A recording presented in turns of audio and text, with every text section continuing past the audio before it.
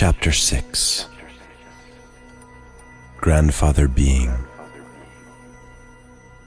As Little Body gazed upon the enormity of Grandfather Being, feeling him fill in all of this space with annihilating luminosity, she was speechless, frozen, and was so overwhelmed that there was nothing to do but to laugh, even more profoundly than before,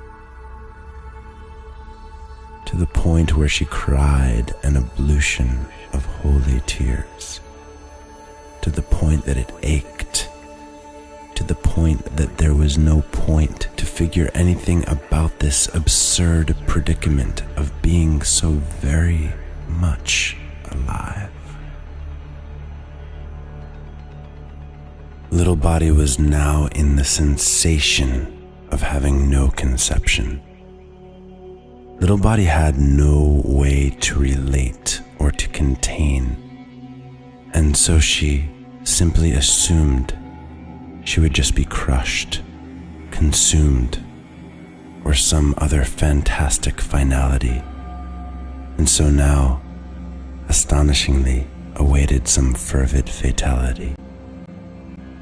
But right at the very moment that what was left of thought it was all over for her diminutive, tiny-framed form, a real exit for her self-conscious existence, being just rolled right over and through her, and she found herself, rather than crushed by the enormity, right at the center of Grandfather, right in the center of the heart of his heart.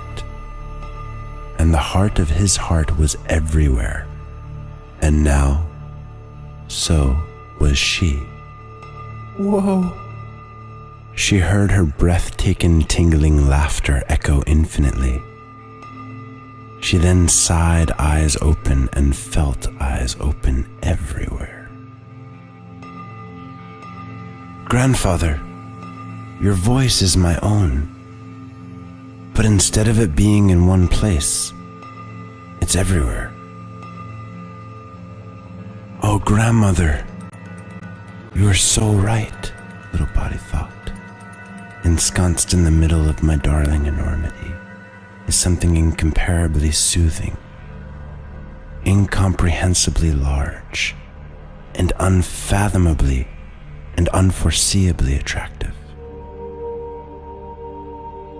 Now I understand what I've been told about Grandfather's clarity, beauty, and facelessness. Wow. Grandfather Being, you certainly have a body. It's just that its edges and contours are inconceivable. Just as she was esteeming how incredible it was to be with Grandfather Being everywhere, Little Body felt something caused by the laughter followed by the rescinding sigh that shook her to the core, for it was so very close to the quintessence of existence, and it challenged her so deeply because it was not fear, but the root of fear. Little Body knew not what to call this sensation but pain. The thing that Mother Past and Father Future, Teacher Time, Misconception had all been trying to protect her from.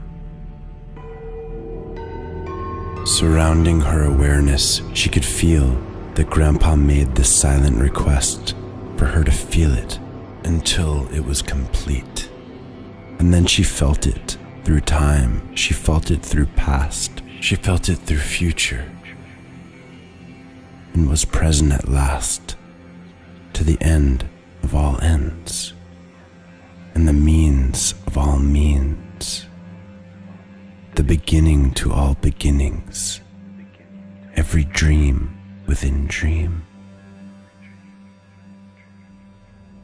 At the bottom of being was the deepest reverence, the most profound awe, appreciation for all manifestations of awakening, opening to the all.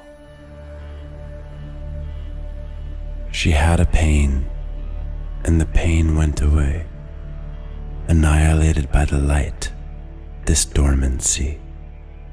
And where and what she was now is not a story for any day, for it is the basis of the end of all stories, a sense of reality that cannot be relayed, a place inside and out without name or form, where light travels everywhere that perspective implores.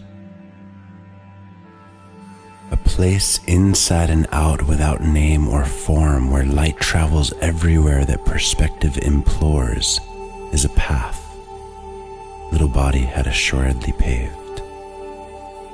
And although what she was now is not only not a story for any day, dearest listener, still stay, for as light of light, Little Body still planned to play. In awe, Little Body proclaimed, "Grandfather Being, I love how you are what you are, but all that you are might be more than any body to take, if it desire return to some previous place. Being, I love your creativity, but how can tiny little me keep up, for goodness sake? For this body, my body has more than started to shake. Pain calls for light, and where there is light, there is no pain. But being this light, how can I for another be contained?